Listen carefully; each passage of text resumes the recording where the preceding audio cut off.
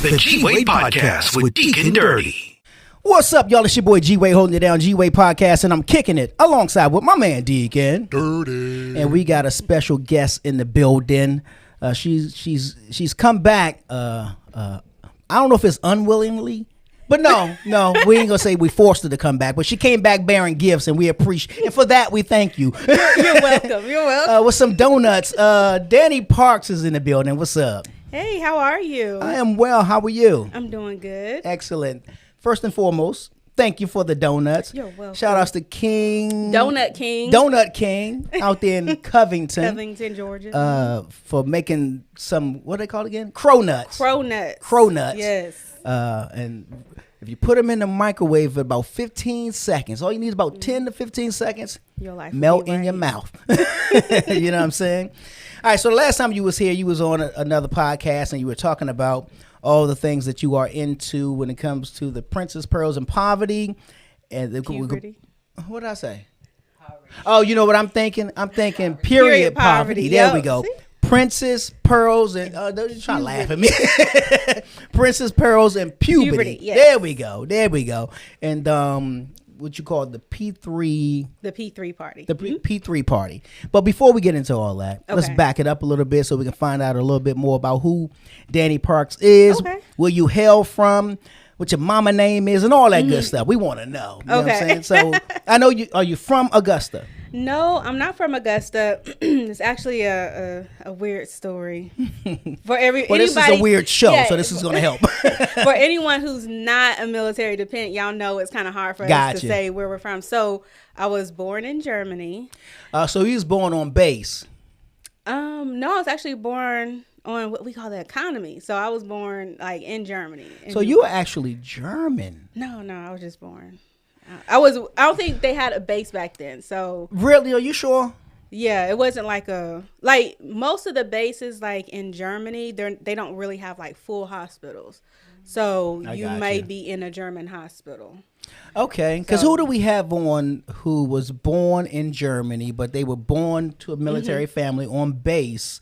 So because it was considered. Probably like Landstuhl. Landstuhl has a maternity ward. So most of the hospitals they may not be big enough on post that actually have a maternity ward. It's done in such a way that they will still consider themselves American versus German. American, or you have dual citizenship. So and then like when you turn a certain age, you can choose. You can decide. Yeah, you can decide or 9. Okay, so you decided American. I don't think if you don't make a decision, then I guess you just automatically. Like, is she black? Unfortunately, that's what it is. Is she black? No, she American. She ain't German. I'm German. Right. No, it's interesting because I grew up for a great period of my life not knowing who my father was, and then when I finally met him in that side of the family. One of my cousins was saying that not my grandfather, but I think great grandfather was German or something like that. So I think I was supposed to have some German in me now. I don't know how true. 9. I don't know how true it is. My parents were both black, but you were. No. You met my mom and my daddy. They black. You got some German in you. That's what they say, but I don't know. I have no clue. I've had it happen a couple of times where people say, "What are you?" Oh wow, that's interesting that you would ask me that. But if you somebody who's like Mexican or African, then they can't quite figure me out. One of us? Like I'm down, bro. 9. right. You know what I'm saying? Okay, so born in Germany, but still considered American. Yes. Black parents, mom and dad, African Americans. Yep. Okay, that's what's up. All right, and so how long did you? So I pretty much grew up in Germany. I came back to the States probably for elementary school, middle school. So I started school in Germany. So in Germany, speaking German, a little bit of German. What do they speak? German. Oh. They teach you a little bit of German. They teach you sign language in kindergarten and everything. Came back to the States, elementary, the rest of elementary, middle school, and then I went back for high school. To Germany? Yes. Really? And then When I came back to the States, I joined the military. Okay. Then went back to Germany. Okay. So I spent like half of my life. I think you German. In Germany. I think mom and daddy didn't lie. Something keeps calling you back. Something keeps calling me back. Yeah, I say that because listen, well, you know what I'm about to say. I think I love Florida, but for some reason I always was drawn to Orlando, Florida. Don't know why. Just always like going to Orlando. Not much to do. No disrespect to Orlando, but it's not a lot to do in Orlando unless you're going to the Disney or whatever, Universal. Comes to find out, my father lived maybe 10 minutes from where I would always stay. Oh wow! So I don't know if that was a draw and not knowing it. You know, maybe in the cosmos and all that. You know going what I'm saying? back to your roots. Yeah, something. Is he from Florida? No, he's from DC all day, but okay. Yeah. I don't know. Maybe. Yeah, Germany's a beautiful place. If I could go back over there, I would. Really? I would live over there. Yeah, it's beautiful. Okay. And it's peaceful. That's what's up. Now, what? So wait a minute. So you left Germany.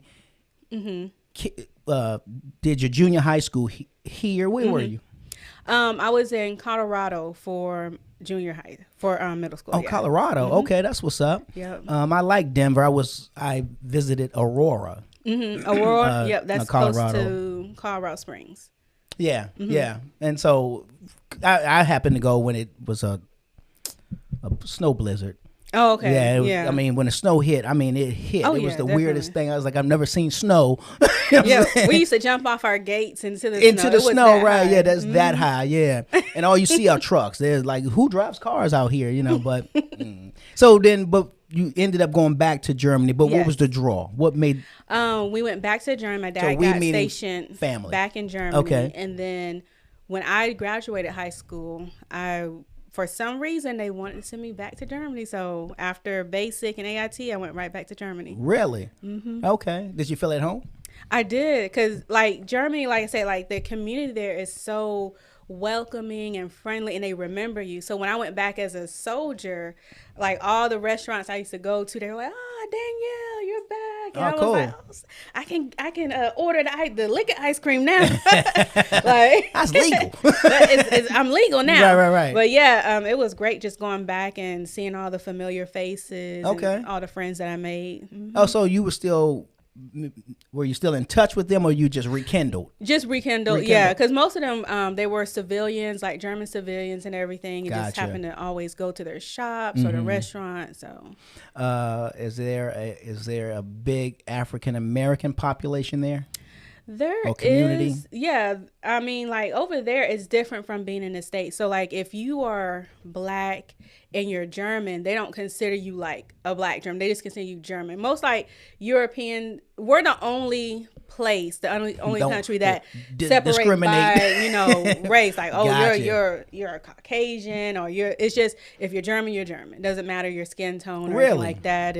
If you're from England, you're English. You know, so if you're live in Paris, if you're French, you're French. It's not like, oh, I'm black French. It's just you're French. Okay. So yeah. All right, that's what's. How long did you serve? And what branch? I did the Army. Okay. Best branch in the world. All right. Bow down. So I did 4 years active, and I did a few years National Guard, and then I did the rest of my years, which was about 8 more years reserve. So what I'm going to ask you, did you enlist when you were like 10? Because what's happening here? No. Aren't you like 17 or something? Yeah. Like, well, how Sway? How do those? How do you get 12 years? Listen, you know what I'm saying? bonuses. So when I got out the military, when I got off active duty, I did 4 years. I think the National Guard was offering a bonus, so I, of course, jumped in the National Guard. Now, how much again? Right. Get my jumped whole in the car National paid Guard, off. and then my unit was actually up here in Atlanta, but it was just too much of a conflict with me driving all the way up here. Okay. So I was honorably discharged from there. Okay. And then I joined the reserve, which was a unit actually in Augusta. Gotcha. That's what's up. Well, first of all, thank you for your service. Well, you're welcome. It was hard. Did you go abroad, like to Afghanistan or? Yeah, I was deployed to Iraq. Deployed. There we go. Yeah. Really? How was that?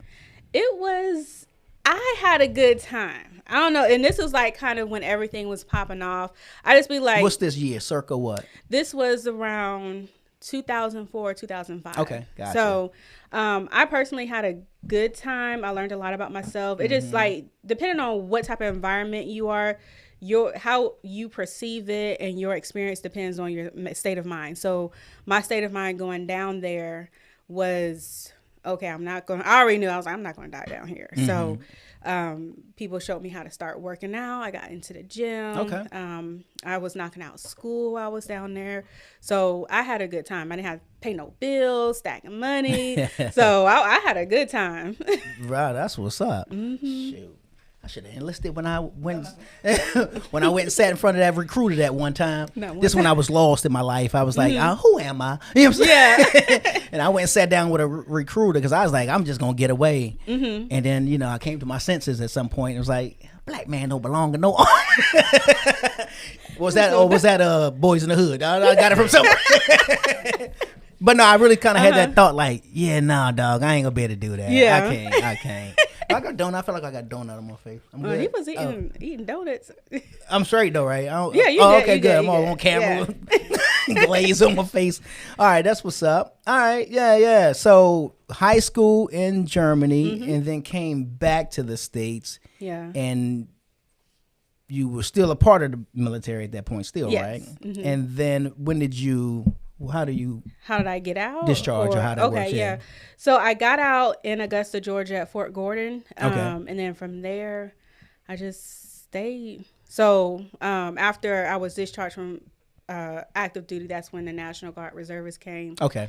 And I decided just to stay in Augusta versus coming back to Atlanta. And how does the reserves work? What is... The reserve, so like the National Guard. Are you on standby? Is that what that's considered? Yeah, the National Guard is standby for state type stuff. So if there was like, I don't know, like some type of wildfire or something like that, you would call the National Guard to come in and to help with like the firefighters or whoever.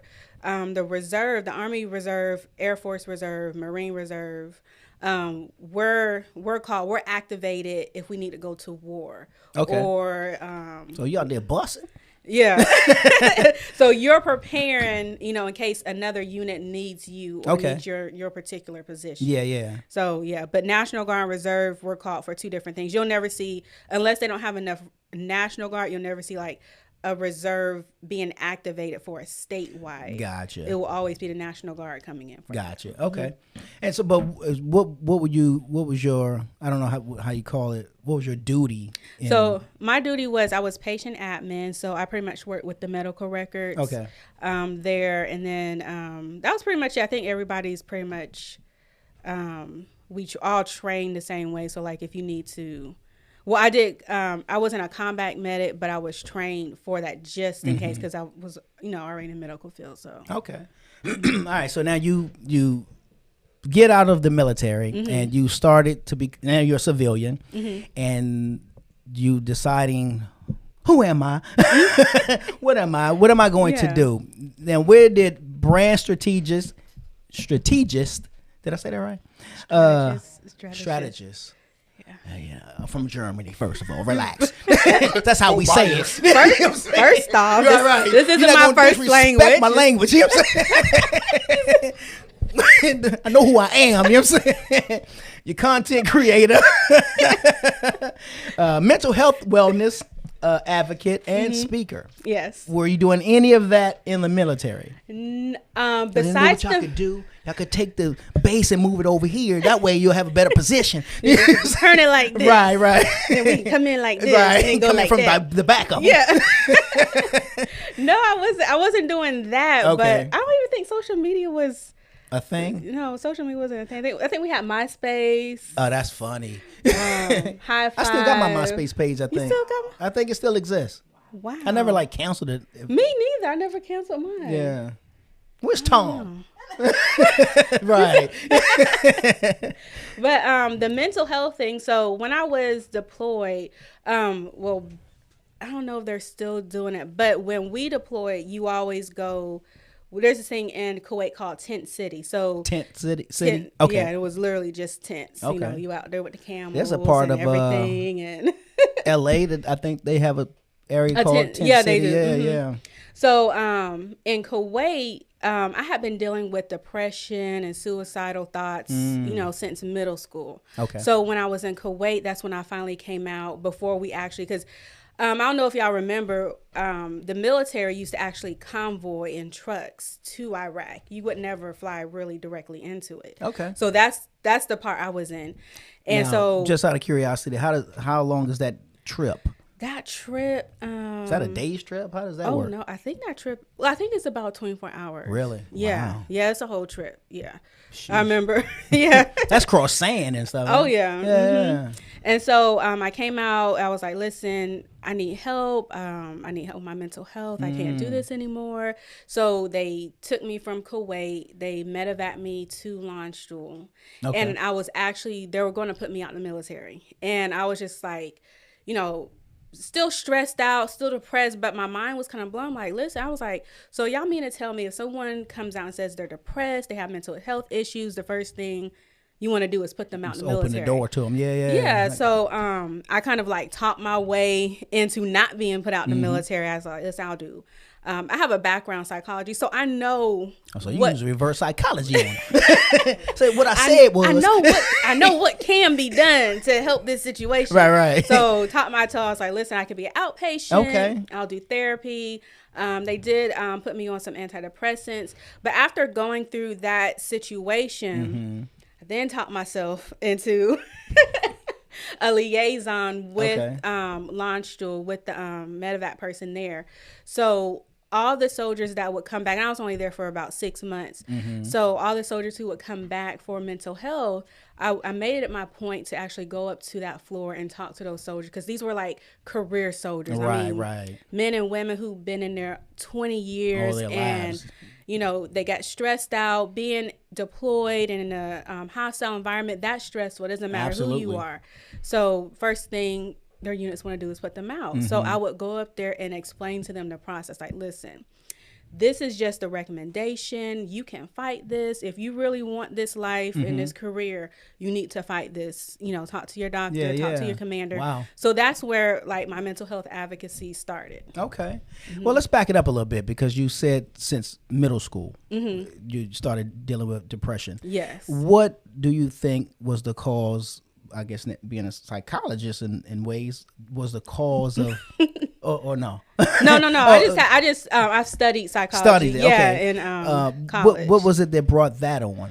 What brought that on? Actually, my best friend, she committed suicide. So that kind of like sent me down a little hole for about 12 years. Really? Wow.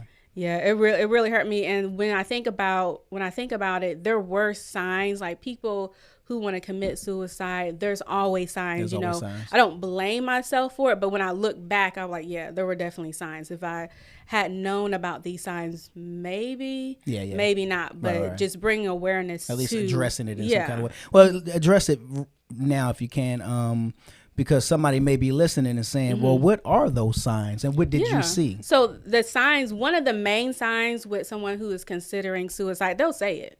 They'll say, oh man, I'm going to kill myself. Or they'll tell you maybe like in a jokingly way, oh yeah, if I were to kill myself, I would do this, I would do that. And then their behavior starts changing. Maybe they're isolating themselves more from their family, their friends.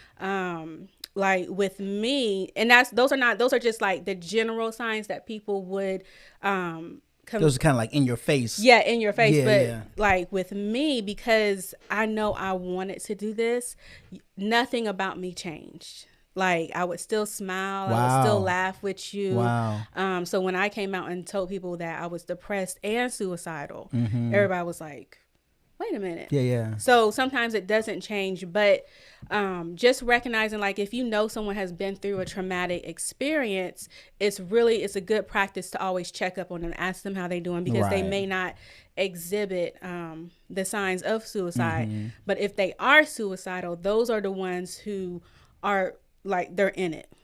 This is going to happen. I want this to happen. I don't want no one stopping me. So wow. So you're saying that when you were in the military and they were, I guess, attempting to put you out of the military, you kind of talked your way back into like, hold up. You know what I'm saying? Yeah. And so, but what was the thing that brought you out? Like, what was the thing that made you come to the, you know what? Yeah, because when I talked myself into like, and can you get out of depression? Can you get over it? You know what I mean? You can cope with it because there's always going to be some type of trigger, depending on how long you was. So mine was considered clinical depression, meaning it lasted longer than a few months, longer than a year. This was something that I was comfortable with. Okay. But what really just made me like, even though I asked the doctor, I can do outpatient therapy, I can do this, do that.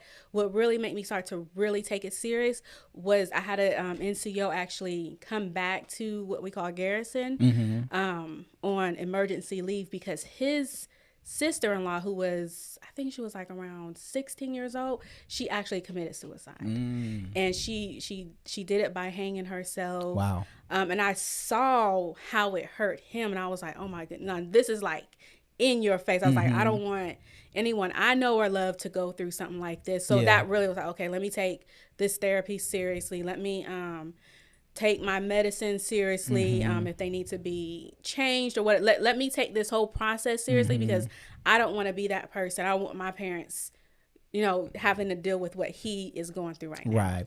I was watching something recently, in fact, concerning this, and the young lady was talking about it, and she was saying that using the word suicide, and I guess this was just her opinion, thoughts about it.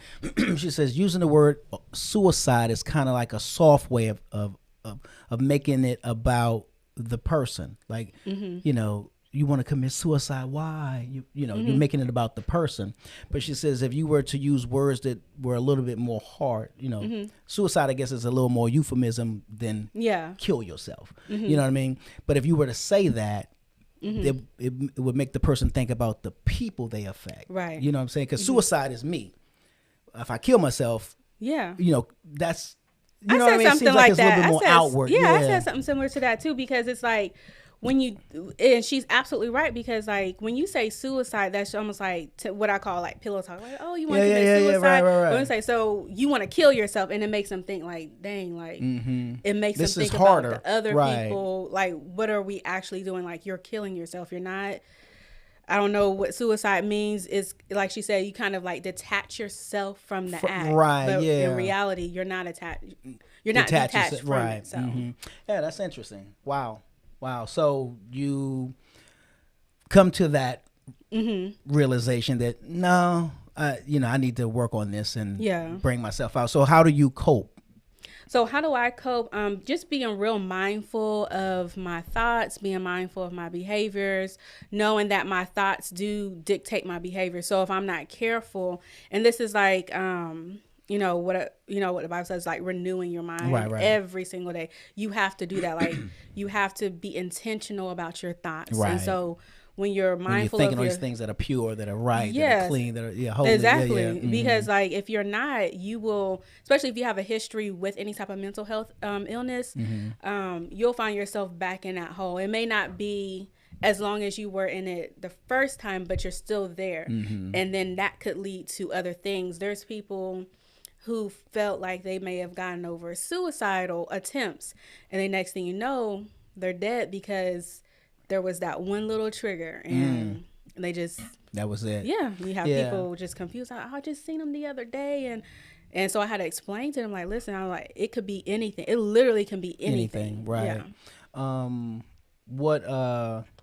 I think I had this question and it just jumped out of my head. I literally had this as you were talking. Now I can't think of it. So, anywho.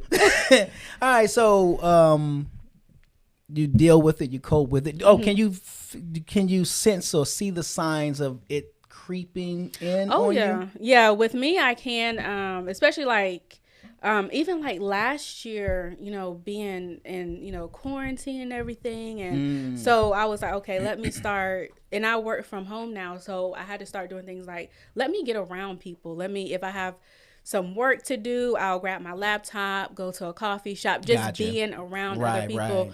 Not saying that if I sit at home, I'm going to be depressed, but I just know that it kind of distracts the mind. You can't be by yourself too long for, so many days. Yeah. So, yeah. Now, is it something that is it a sense of something you feel, or is it thoughts that start to creep in? I think it's And I'm sure it's probably different for everybody. It could but be both thoughts, and then like just isolating yourself, like when your friends ask you, and I'm good for. I'm one of those people like, how come you didn't invite me out? Thinking like, I wasn't gonna come, right? Yeah. Like, but then like it gets to a point where it's like, okay, next time somebody invites you out, make sure you go, because get up and go. I did find myself like, I work from home, and being like a content creator, I can do this anyway. I can do it in my car, but I would stay home on the weekends. I would stay home. So you became very like reclusive. Yeah, with my daughter, we would watch movies. I was like, okay, let's go ahead and start getting out, walking, doing something, in the public. Yeah. So okay. Well, I'm glad that you are one aware that these things. You can feel it or sense it or know it when it's happening, that you're able to deal and cope with it, and I'm sure that of course when you got God holding you down, that's something to be mindful of and all that kind of stuff, and hope. Because hope is very important. Hope is good. Yeah, a lot of times people can stay somewhere when they don't know that there's hope. You know what I'm saying? So we we have fun on the show and all that kind of stuff, but we also still like to encourage and offer hope to people, saying that there is a God and there is a Lord and Savior that can save you and that can deliver you from all of that. But and there are also therapists and counselors that you can go talk to too. Yeah, yeah. I rock on both sides. You know what I'm saying? Right, you know what I mean? right. Jesus, you good? I'm gonna holler at Doctor. You know what I'm saying? Holler at your boy over here. Right, the one you created. You know what I'm saying? Yeah. Right. All right. So let's get into some fun facts. You are a certified licensed cosmetic and paramedical tattoo artist. Did I say it right? Yes, you said it right. Pimping. My English is getting good. It is. It's getting real good. I've been over here for about only 35 years, man. I don't know how Germans talk, but what is a licensed paramedical tattoo artist? So that's pretty much like because your eyebrows are on fleek. Do we still say fleek now? Yeah, we still say fleek. Well, we say fleek. Okay. The old people. Okay. Fleek. I don't know if the younger folks are still saying. I don't know what they say. Ask my daughter. Right. Hit her up real quick. Yeah. But so I do microblading and shading. So that's permanent, not permanent, but semi-permanent eyebrows. Okay. I haven't really ventured into like the lips yet. And then as far as the paramedical tattooing is concerned, so if you have like any type of surgical scars, I can what's called like micro needling almost and release the scars. If you have any type of burns, we can release that as well. Because like when your skin is burnt, it's really and this is on any part of the part of your body. So like if you're burned, your skin and your muscles your skin like kind of adheres to your muscles. So we just release that so that it's just smooth like this again. Really? And I was today years old when I first heard of this. And then skin camouflage. So if you do have significant burns that have color, we can use pigment and different types of pigment to match your skin tone. So is that, in a sense, putting a tattoo on it in some kind of way? There's a I know of one, and I won't say their name, but there's some celebrities that when they start balding, they will get their heads tattooed. Darker, so that it'll always have a darker shade too. Yeah. Interesting. Very, very interesting. And that's a tattoo as well. I might need to get one. All right, listen. Have a forever line. You know what I'm saying? Now my hairline on fleek. You know what I'm saying? Listen. Everybody knows I've been talking about this since forever. That I battle with my eyebrows. That I got a little bit here, but then it runs away over here. Now I'm gonna be on full disclosure. I started using kaleidoscope. I'm not sure if you're familiar with that. Shout outs to the real BB Judy, aka sorry, I can't think of her name. The one who is dating the brat. I can't think of her. Jessica Duplant, I think that's her name. But she has this hair growth stuff. And I was watching her videos and all this kind of stuff, and females for the edges, and I said, "Oh, that's what's up." And then she said, "And dudes can use it too." On the, I was like, "Huh?" You know what I'm saying? You don't say. Yeah. And so I started using it. Now I ain't gonna lie, there's a few little pricklies. Let me get close now. Get your magnifying glass. I see a little something that might look like it's doing something. A couple little strands, right there. Yeah, about 4 or 5. Yeah, they came. Yeah. They weren't there before. You know what I'm saying? So shout outs to There is hope. There is hope. Yes, you gotta have hope. We offer hope. Yeah. This is what this is about. You know what I'm saying? All right, so anyway. I'm just saying it's been working. It's working. I'm honestly, Now if you want them tomorrow, come holler at your girl. If I want them tomorrow. Yes, like if you want that. If I want a full. Yeah, and I've actually done some men's eyebrows because like men, for some reason, I don't know, y'all just lose hair differently. Like this one guy, his hair was actually just falling out in the middle of his eyebrow. So I just went in and, put some hair strokes in there, and now, it took like 10 years off his entire look. It just... How long does that last? It lasts about 2 to 3 years. Now, explain the process if you can. So the process, I actually use a tattoo gun and... Go on. For this particular procedure, like nanoblade, I don't use, depending on how sensitive you are, but okay. I don't pre-numb. As I go. So that can hurt. Is what you're saying. It doesn't hurt. It's like if you ever have a tattoo and like the shading, how it feels. That's how it feels. Okay. Just on your face. Just on your face. That sounds painful, but it doesn't. No, I've had a lot of people go without the. So if I laid there and cried, you wouldn't judge me. No, I wouldn't. I wouldn't. Okay. Cool. I wipe your little tears away. I'm okay. Call my mom. You know what I'm saying? Give you your dignity back. You know what I'm saying? Walk out as a man. You don't gotta say nothing. Right. But yeah, we just go ahead and throw those hair strokes on there. That's interesting. Define your eyebrow. But are you sticking something in the flesh? On the skin, No, it doesn't go as deep as a tattoo, so it's really just on the surface, and that's why it fades after a while. So, but this is not like henna, because I know you also do henna as well, but that's not the same. No, henna will last about 2 weeks. Okay. Yeah, and it's just a stain on your skin. But, gotcha. Okay, back to his eyebrow. Yeah. You need something too deep. You need some eyebrows. Let's go together.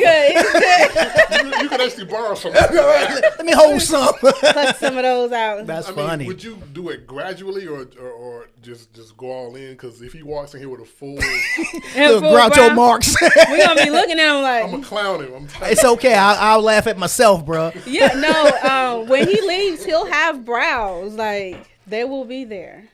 It would be weird to me. I'd be like, "Who is this man that's in front of in my house?" He'll be in the mirror like, right. How you doing? You I see you. Right, looking like the Rock. Yeah. You ready, world? That is too funny. Okay, Camera, get right here. Yeah. Coming back, like, dude, you're not supposed to come back for 2 years. You know what I'm saying? That's interesting. Okay. What got you into that? I always love brows, and it's like with COVID, everybody found a new thing to do, and I was like, you know what, let me do brows. I used to do brows a little bit in the military, so and everyone's always asking me to do their brows, so I was like, you know what, I'm gonna start doing brows. And then I found out about microblading, and I was like, oh yeah, I can do this. That's really? Nothing. Yeah, I saw that. I was like, I can do that. So what's microblading? What's that process? It's the same thing as nanoblade. So with nano, I use a tattoo gun, but with microblading, I'm actually using a surgical, like a razor, and I'm cutting into your skin.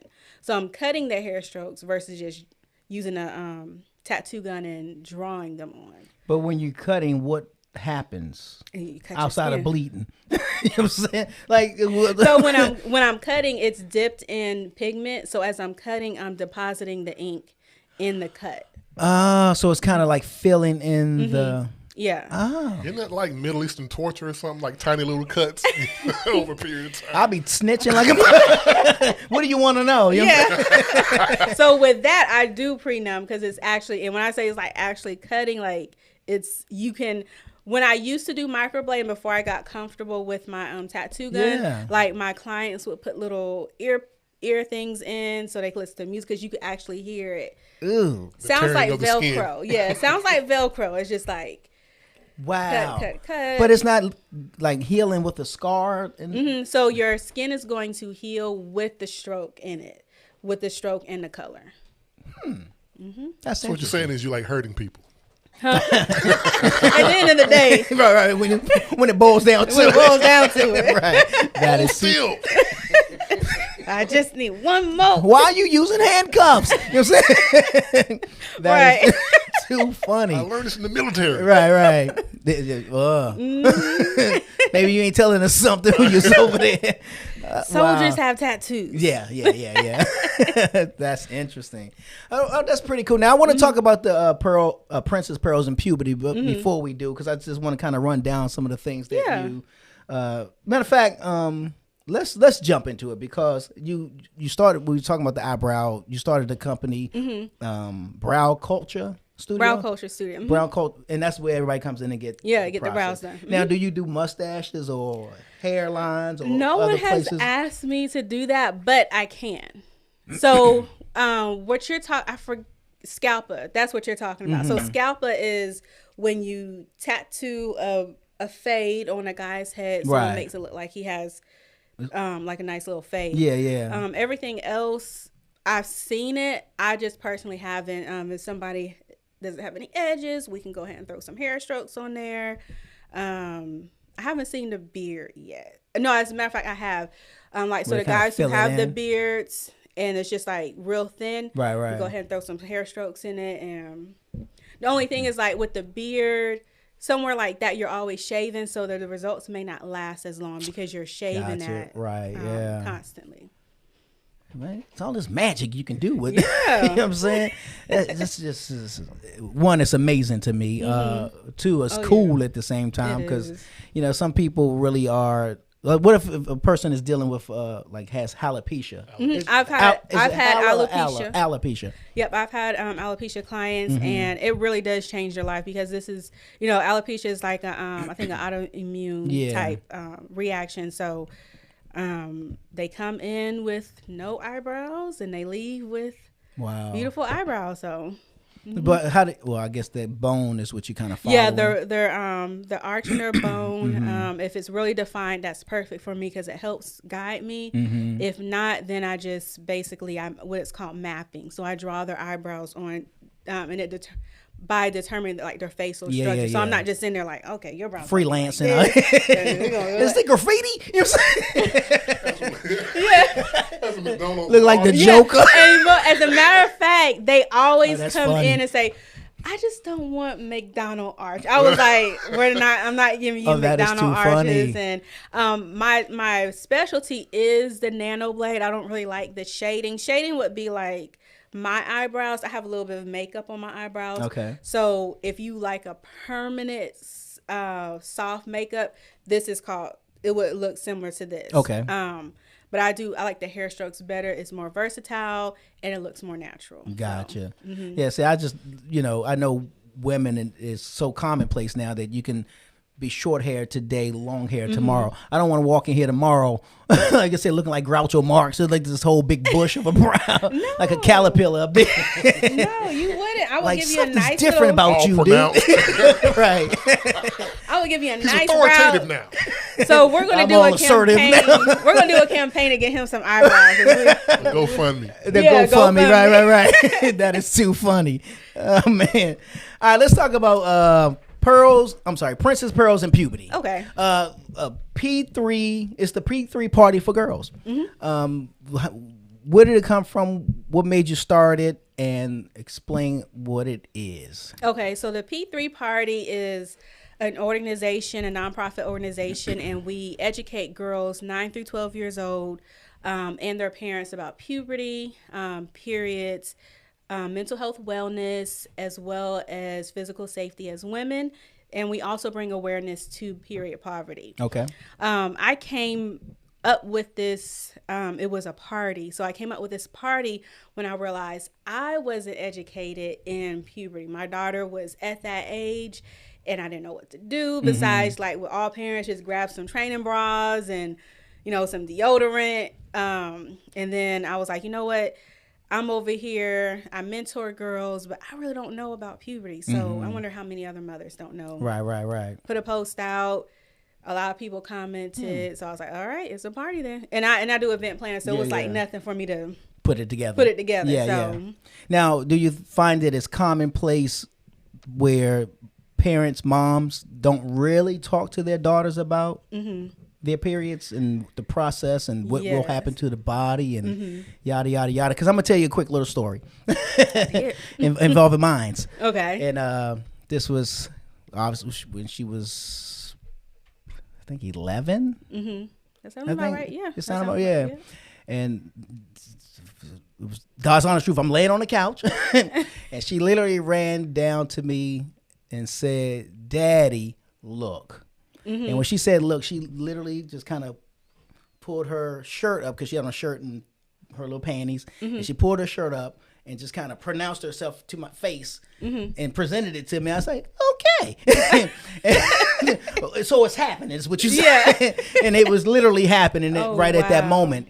And I was like, oh boy. So I ain't never, you know what I mean? Had to deal with it. So I just kind of sprung into what I consider to action and ran to the store and got some that I didn't know what I was getting. You so know, I went got, did you get pads or you got the panty liners? They were liners. They were mad thin.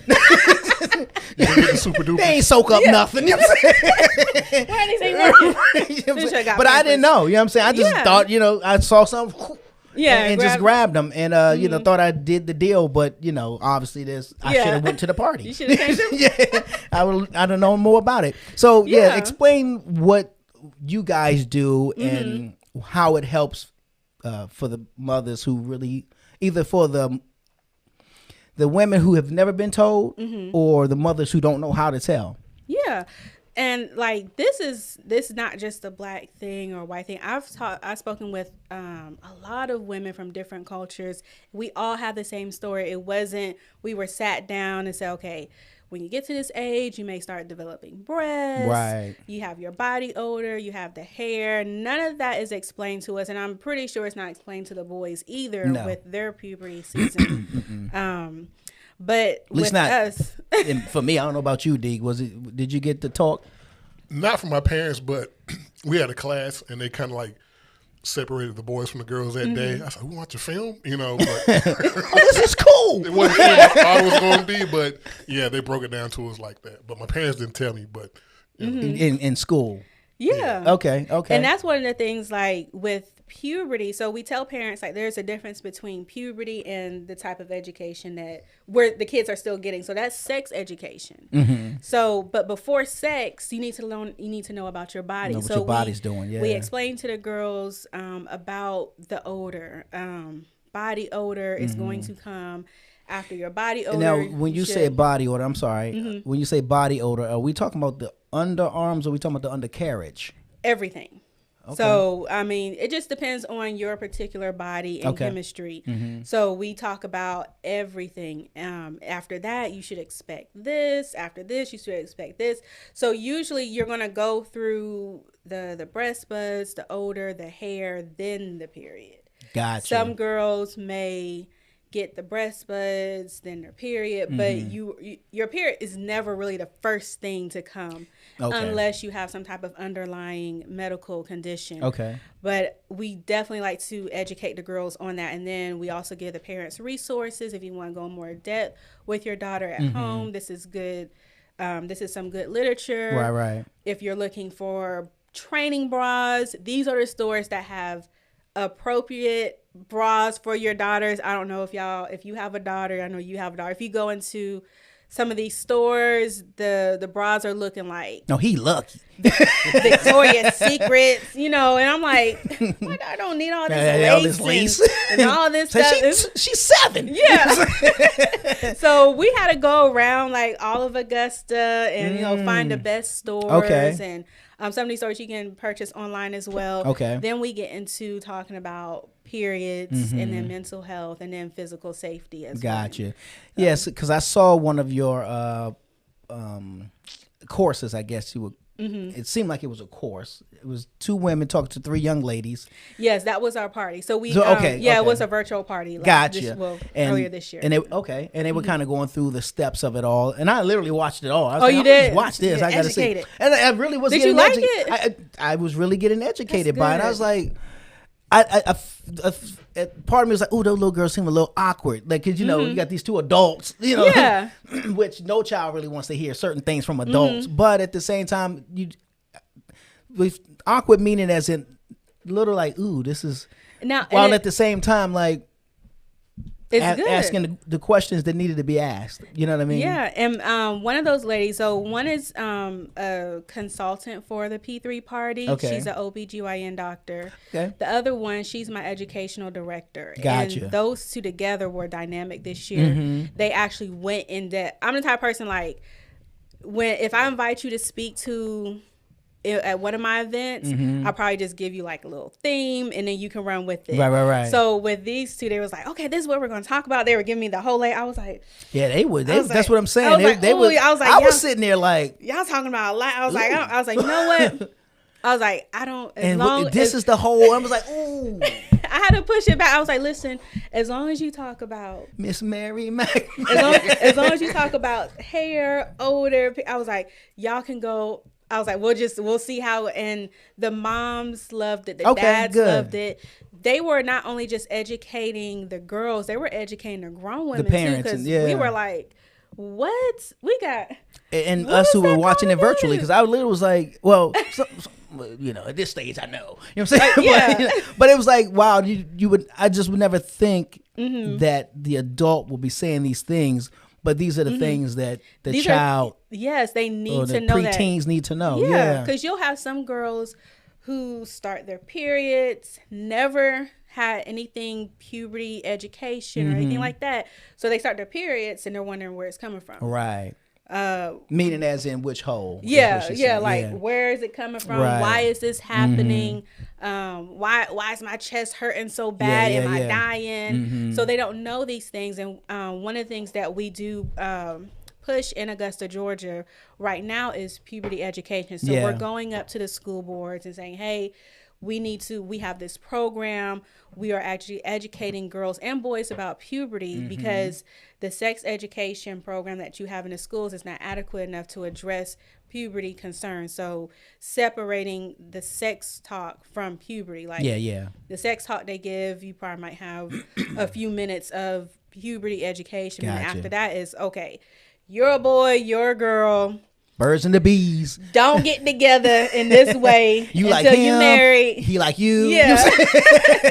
Right. Y'all like each other. Right. But just don't do none of this. But don't like each other too much. Yeah, it's like, why? What is this for? I know. Y'all are so listen. But it's like, and so we were really trying to push this within Columbia County education right now. So we'll eventually move to Richmond County and then, just try and make it a trend because it really does need to be separated. Now, you mentioned something earlier about physical safety. Physical safety. Yeah.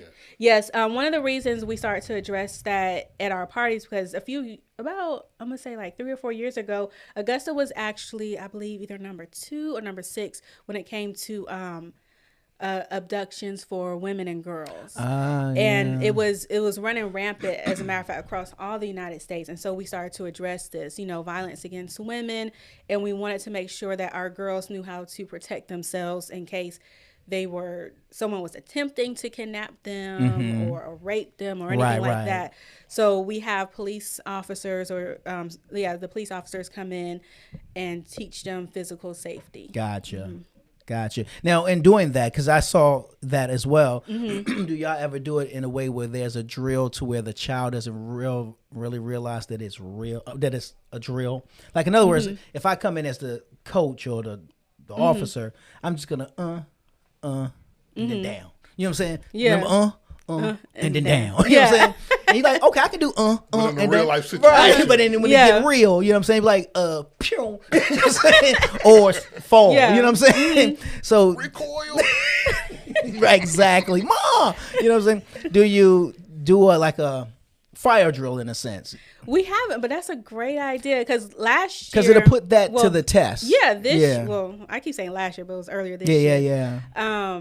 The officer who was there, he actually was like, you know what? He was like, before they actually started filming, he was like, I'm going to show them things that is more realistic for them to remember. So that's why he was down on the ground grabbing them. Because most kids, like, if they're trying to be abducted, they're probably going to fall, try to grab at the guy's ankle. Right. So he was showing them things on how to use the pressure points, you know. But that's a great idea. So we may have to. Yeah, you know, just one of those things that really kind of puts it to the to the test. Puts it to the test. When you're in school, they do the fire drill. You hit that belt, and then you like, is there? You know, you just go through the process of it all. Right. And then you stand outside just for the fire truck to show up, and they're like, all right, that was just a drill. Come on back in. But we like, cool. We missed the whole period. Right. Waiting for y'all to get building burnt down. We appreciate it, though. You know what I'm saying? But yeah, okay, that's what's up. You also was addressing boys in their puberty. Well, kind of briefly, they addressed boys in their puberty. And I know for guys, like I said, for me, I didn't get the talk of what's going to happen, how it happens, what your body does, the male body does. I know for me, I do remember tenderness here, like in my chest. Yeah, and I think my mother even took me to the doctors for it because I was like, I am a boy. You know what I'm saying? I am a man. I am a boy, Damon. You know what I'm saying? You know what I'm saying? And she took me to the doctors, and of course the doctor said, "Well, that's a normal thing because it's the, I guess, whatever the boy body, male body goes through for the puberty and all that kind of stuff." I remember even being in a band because in DC we got go-go bands, and I used to play the drums, but I used to hate hearing myself on tape because my voice was really, really thinny. Oh, okay. Real light. Yeah. And I used to cover my mouth like this to try to make it deeper. You know what I'm saying? And I had to wait for everything to drop. You know what I'm saying? And then I was like, yeah, so what's up? You know what I'm saying? I'm good now. You know what I'm saying? But yeah, so nobody really talked to the boys about puberty. And I didn't know that part that you just said because I didn't know boys also. Well, we did let them know that everyone has breasts. You know, men have breasts, women have breasts. It's just ours develop a lot different. Right. But I know you had the pain, so that's why eventually, hopefully sometime next year, we can go ahead and establish our boys' party so we can talk about those things. Right. Because you may have boys who, I mean, your mom took you to the doctor, but for the ones who don't, I mean, they may be sitting in the room like, nah, I'm a man. Like, think this something is weird. Yeah. And then you start having issues with self-image. You know, boys have the same concerns about their image as girls. It's just not addressed as much. So that could be a cause. And then we also want to focus on the mental health aspect. I'm not sure how long y'all's puberty budding make that change. Last. You know what I'm saying? I don't know if it's like I don't know if it's a few months or a few years. I don't know. It's not I don't think it's a few years. I even learned something watching it where they talked about the female's growth spurt versus the male's growth spurt, where theirs stop and where the males begin to then stop. Yes. And I'm like, well, when am I going? You know what I'm saying? You know what I'm saying? When it gonna kick in? You know what I'm saying? Is there a certain age when I'm supposed to start? Right. You know what I'm saying? Is it 27? You know what I'm saying? But yeah, you know what I'm saying? So I thought that was very interesting. Because again, you know, even as adults, we don't know. Because we done went through it, we don't think about it no more. It's like, are you smarter than a fifth grader? No. Yeah. You know, because if I go back and do fifth grade work, I don't know what they're doing. So... Not this new math. Not this new math, right. So the same thing when it comes to certain things with the human body. Like I done went through it, so I don't think about it. You know what I mean? But yeah. Yeah, that's good because it's like, especially with the growth spurt thing, because like you have girls who are like towering over these boys. Right. Not knowing that the reason you're towering over these boys is because your puberty starts before theirs. So you're going to be taller. And then, you know. That's so disrespectful. The boys be like. In school. Making fun of them. I like her, and you're too tall. And now that creates. So it's like. She gets a complex and insecure. Yeah. You have the tall girls walking around with their shoulders hunched over. And I can't stand. I'm like, girl, stand up. I was like, she trying to look they're short. Going to catch up. Trust me, they will catch up. Yeah. Maybe not all of them, but some of them will catch up. Always when you saw junior high school prom, she was like, she was always like, but I like her. You know what I'm saying? Parents You like, my why queen. you bring little Tommy? You know what I'm saying? You my queen. That is too funny. What is the HB 810? Did I say that right? So yes, HB 810. It's a bill that is trying to be pushed here in the House. The House here in Georgia, and it's supposed to stop tax on menstrual products. We know that having a and what's the importance of doing that? The importance is because of period poverty. Okay. You have women who cannot afford pads or tampons because one, they're just too expensive, and then when you add the highest tax on them, then it becomes, just something that you just can't afford. Right. And you have women who are not able to successfully cope with their periods in a dignified manner because they don't have the pads, they don't have the resources.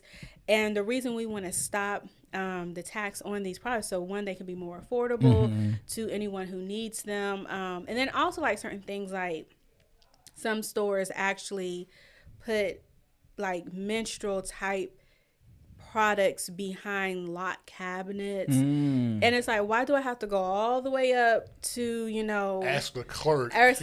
We need a price check on. Yeah. Like, listen, can I get this Vagisil? Right. It's like, Yeah. I should have to go all the way up there.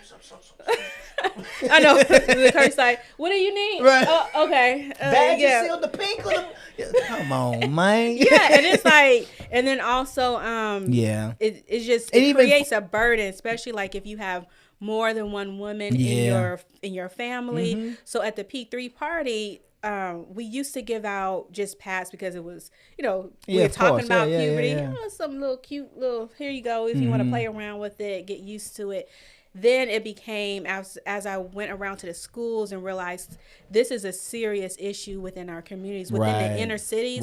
There are women and girls who cannot afford pads. So we tried to give out, last year we were able to give out at least 2 weeks worth of pads. So we're building up. The more donations we get, the more we can give out. So giving out maybe a pack of pads next year, and even if your daughter doesn't need it, someone in your family may need them.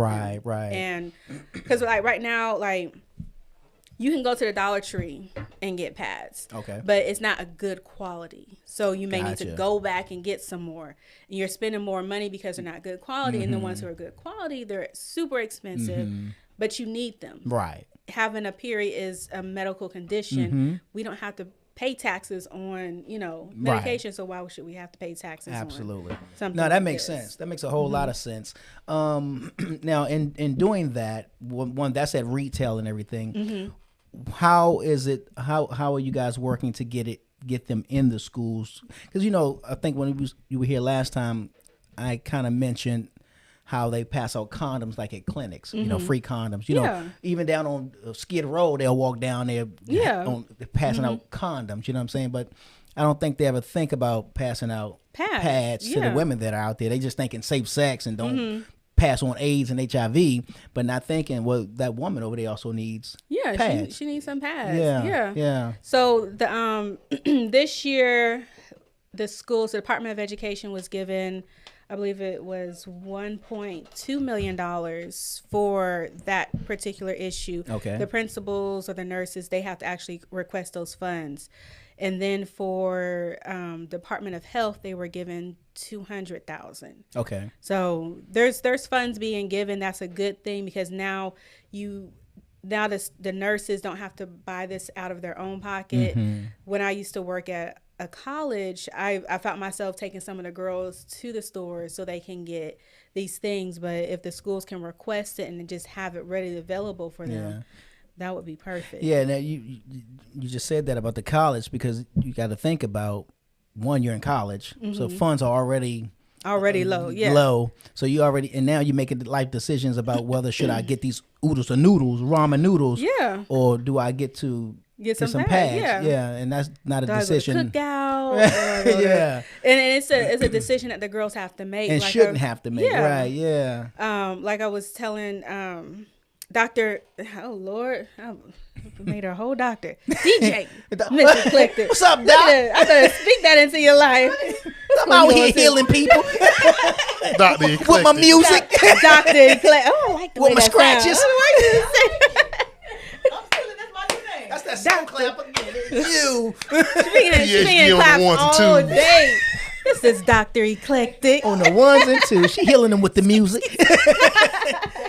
That is too funny. Wiki. Oh, that's good. Yeah, what I was telling her was I had took a student to go get some supplies that she needed, and it was like pulling teeth out of her just to say, okay, do you need pads? Yeah. Yes, ma'am. Do you wear pads? Do you want tampons? Right. Do you wear, I mean, it's just like, you know, these things are embarrassing to a woman because society tells us that we have to be able to take care of ourselves, especially like a basic need like that. But when that basic need is putting us in poverty or making us choose between food or, you know, health. A week's worth of, you know, pads, is kind of, it puts us, you know, at ends. It puts us at odds. And so. Now, do you ever go into any of the shelters? The shelters, I personally haven't went to the shelters yet with the party. We do invite those girls who are a part of the shelters to come out, but the shelters do get donations. So, yeah. Okay. Mm-hmm. You know, you would think that something that's normal will be normalized. You know what I mean? You know, you always see this normalize this and normalize that. I think we need to normalize pads. I don't know how to say it, but because it's always seemed like it's still a secret thing. Girl, let me get one of those. Oh, yeah. Go in this bathroom real quick. Yeah. Like, but why are we sneaking? I mean, not we, but why, you know what I'm saying? Yeah, and I think it's like. How is that still funny? You know what I mean? I don't know. I remember my daughter, she was coming to the car and she dropped the pad. And she jumps up and she's like, oh, Lord. She was like, I'm so embarrassed. I just dropped my pad. I was like, you dropped the pad? I was like, girl, you better go get that. That's money. That's exactly what I said. I said, do you know how much that is cotton gold. You know how much that core pad costs? You better go get that Jules pad. Just dust it off. And she was American because there was like boys standing there. I was like, course, girl, I was like, first off, they probably don't even know what it is. I was like, you better go get that. She was like, I was like, go get it now, because you gonna who you want to deal with? You know So it's like, and so at the party we do give the girls like these cute little like sunglass packs. Okay. So they can just clip it to their pants. So no one knows what it is. It might just look like a case for your sunglasses, but it actually can hold your pads or your tampons or whatever it needs to hold. So they're always prepared. Okay. But yeah, it shouldn't be something embarrassing. What we actually do at the party, we hand them to them in front of everybody because we want them to say, okay, this is something you don't have to be embarrassed about. So here's your pads. Here's your panty liners, and then you go and you get your bag at the end. Gotcha. So. Now, this is a question I have, you know, like, why is there a difference, or what's the difference, or, well, I know the difference before I ask it, but tampons versus, what tampons is the one to insert, right? Now maybe I don't know. Tampons versus just pads. The pads. Yeah. So the difference is what you just said. One is inserted, one isn't. And it just depends on. But why is one versus the other? You know what I mean? Pretty much for convenience. Like if you're a athlete, you may not want to be running with a pad on because it's uncomfortable. Gotcha. So you may want to put like a tampon or a disc. There's a whole lot of things, a cup, whatever. That's whatever new to your me right there. Now that's new. I never heard of the cup. It's new to a lot of women too. If you could, is there a clean, not a clean way, but a fun way to describe the cup? A cup is the same thing as a tampon, except a cup is reusable. Okay.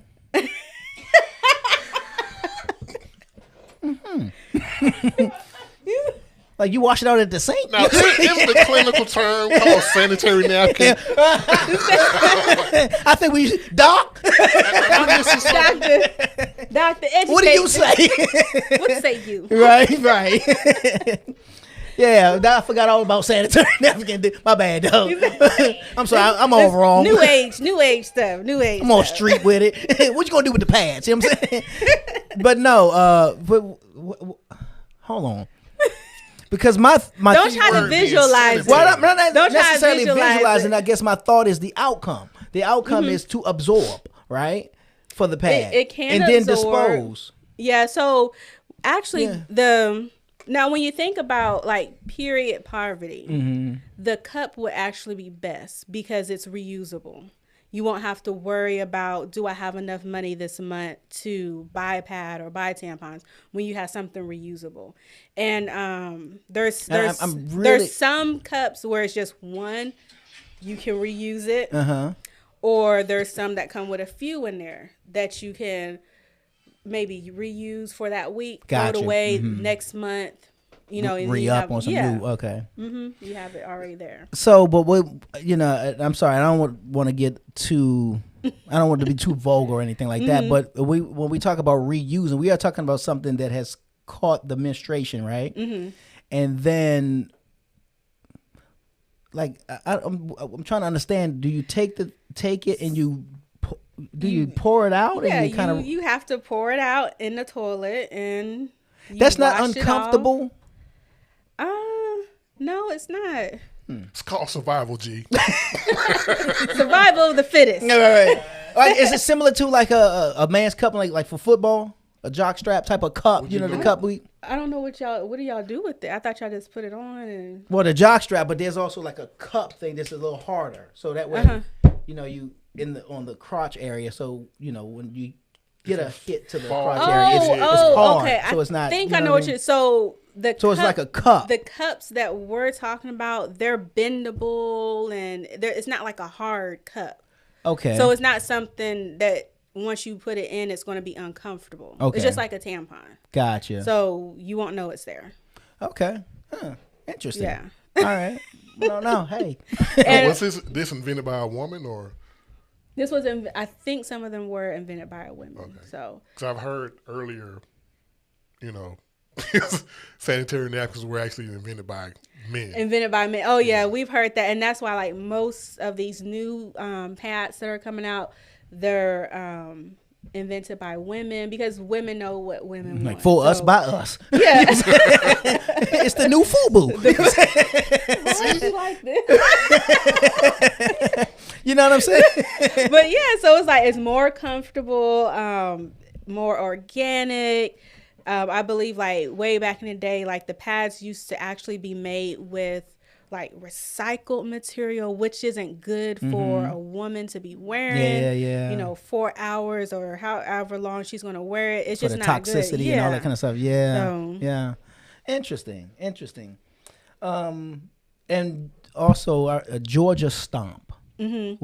So Georgia Stomp, stop. Oh Lord, Georgia Stomp means stopping taxes on menstrual products. Okay, that's what it's doing. And that is a nonprofit as well. It's actually a coalition of different organizations, like my organization and other similar organizations from across Georgia who come together, and we just talk about these issues and make sure that legislation is being made to help address these issues as well, just like the pink tax and everything. So. Gotcha. Now, we're making fun, people, but this is not a laughing matter. This is a serious thing.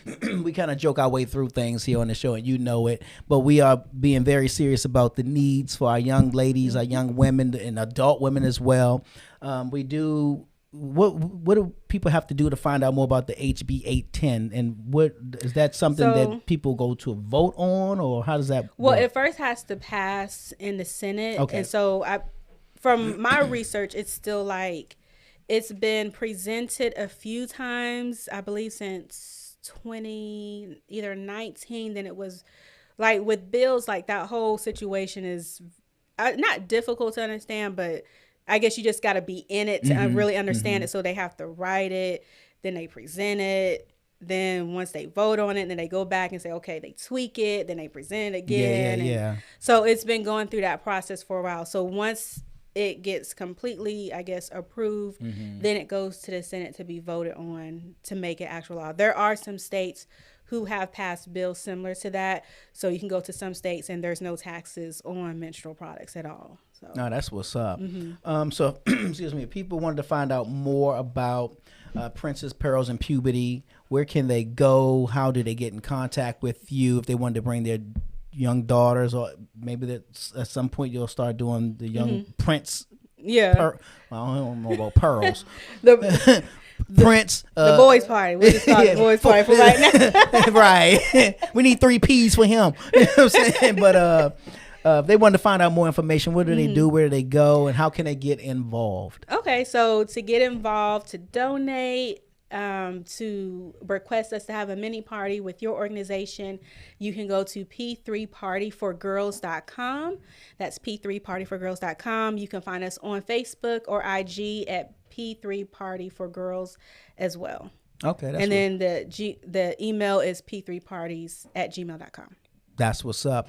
When is the next P3 party? Our next P3 party will be March 26, 2022, and it will be in Augusta, Georgia. However, we do stream it, so it'll be national as well if you want to have the party at home with your daughter. So, and if people want to, because you said you all hand out product at the parties, what's the general number of young ladies you have at the parties?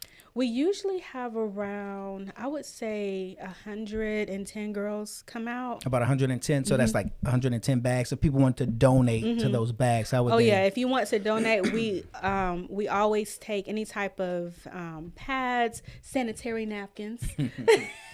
For us clinical folks. For the clinical. Is that okay, doctor? Pads, tampons, panty liners. Let's see, wipes. Make sure they're individually wrapped wipes that we take. Let's see, what else? That's pretty much it. If you want to donate a mask or hand sanitizer, that's fine. But definitely the pads are our biggest push. That's the push. Okay, gotcha. Well, Dani Parks, I certainly appreciate you coming back. Thank you for having me. And bringing those King Donuts, the Crow Nuts. The Crow Nuts. And sharing all the information that, you would think as adults, you just kind of go with the flow. You don't think about it. Yeah. You know what I mean? But you don't really think about what the young girls are going through in school, dealing with the, like you said, the boys who laugh at everything. Yeah. You saw us in here. You know what I'm saying? We laugh at everything in here. But, we take it serious too. So that's an amazing thing that you guys are doing. Like I said, I watched the whole video because I was intrigued. I was like, let me watch this and see what's going on here. And I like that. Like I said, I was hearing some of the questions or some of the topics. I was like, are they talking about? I know. You felt uncomfortable, didn't you? I was like, I'm turning this. Oh, hold on. You know what I'm saying? I was almost about to click, and then you know what I'm saying. And the great thing about the party, like the 3 girls that you saw, one of them is my daughter. Okay. And the other 2, they've been with us for all 4 years. So these girls keep coming back year after year to get educated more, to be reminded about some things. My daughter, now that she's been in this thing for about 5 years now, her and her friends she can actually articulate what's going on to her friends when friends ask questions.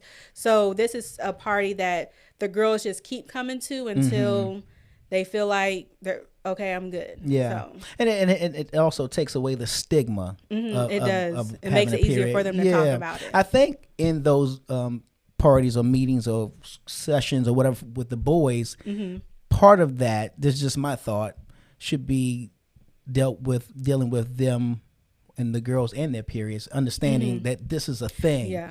It's not don't be making fun of it. Don't make them uncomfortable. Like you said, your daughter dropped it and didn't want to go back and get it. You know what I mean? Because them standing over there. But if guys know, little kids or 12-year-olds and 13-year-olds know that, it's the time of the month. It's the time of the month. And it is what it is. And that's why we had mentioned a little bit about the boys to the girls. Right. We're going to do the same thing as well. So. No, that's what's up. Well, once again, I want to say thank you. Thank you for having me. And this was amazing. And just keep us posted. I want to get more information from you so I can contribute to the bags for the next year's party. That sounds good. Thank you. Do our part. Yeah. That's what's up. It's your boy G-Wade holding down G-Wade Podcast, and I'm kicking it alongside with my man Deacon. Dirty. Y'all know what it is. The G-Wade Podcast. The G-Wade Podcast. Bringing you the cool interviews, the hot topics, and all that other crap. The G-Wade Podcast with Deacon Dirty.